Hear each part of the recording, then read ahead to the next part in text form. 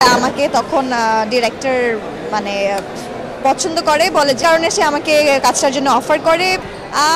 ভালোবাসার দিনটা আসলে খুবই মানে আমার প্রতি বছর খুব ভালো কাটে, কেননা ভালোবাসা দিবসে আমার বড় বোনের জন্মদিন। তো আমি একেবারে ছোটবেলা থেকে ভালোবাসা দিবসটা আসলে ফ্যামিলির সাথে খুব মানে আয়োজন করে উদযাপন করি।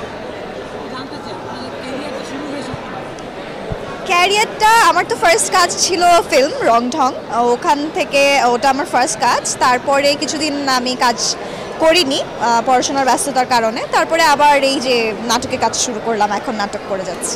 ওভাবে কোনো প্ল্যান ছিল না। আমার ছোট ভাই অ্যাজ আ চাইল্ড আর্টিস্ট একটা সিনেমাতে কাজ মানে ও এর আগেও অনেক সিনেমা নাটকে কাজ করেছে।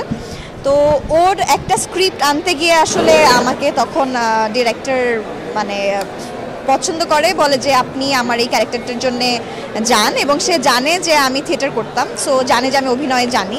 সো এই কারণে সে আমাকে কাজটার জন্য অফার করে। পরে আমি বাসায় গিয়ে স্ক্রিপ্টটা পড়ে আমারও ভালো লাগে। পরে এই তো এভাবেই কাজ করাটা শুরু। না, একদমই না, একদমই না। মানে এরকম কোনো স্বপ্নই ছিল না আসলে।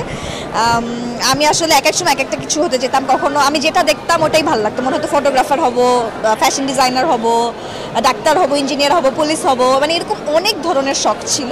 কিন্তু দিন শেষে এসে যেখানে আছি এই প্রফেশনে আসলে সব ধরনের একটা ভাইবই পাওয়া যায়।